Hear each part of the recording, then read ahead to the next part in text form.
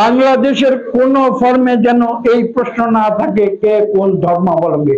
আমি চাই সেই কলাম থেকে, সেই সিরিয়াল থেকে সেই প্রশ্নটি বাদ দেওয়া। আমরা বাংলাদেশি, আমরা একজন মানুষ, সেটাই কি আমাদের যথেষ্ট পরিচয় নয়? আমি হিন্দু কি মুসলমান কি বৌদ্ধ কি খ্রিস্টান, সেটা তো কোনোদিন মানুষের পরিচয় হতে পারে না। আমি ক্ষমতার জন্য রাজনীতি করি না, আপনারা জানেন।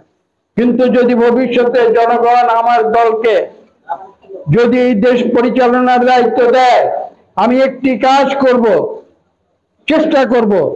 অথচ আমি জানি না আমি ততদিন বেঁচে থাকবো কিনা, কিন্তু এটা আমার ইচ্ছা।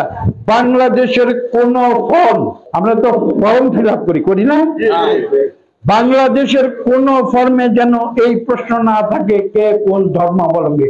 আমি চাই সেই কলাম থেকে, সেই সিরিয়াল থেকে সেই প্রশ্নটি বাদ দেওয়া। এনজিওর কিস্তি প্রথমবার বিকাশ পেমেন্ট করলেই 20 টাকা ইনস্ট্যান্ট ক্যাশব্যাক।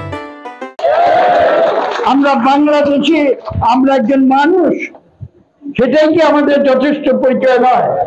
আমি হিন্দু কি মুসলমান কি বৌদ্ধ কি খ্রিস্টান, সেটা তো কোনোদিন মানুষের পরিচয় হতে পারে না। আপনারা জানেন আমি ন্যায় নীতিতে বিশ্বাসী। আমি যেটা সঠিক মনে করি আমি সেই কথা বলি।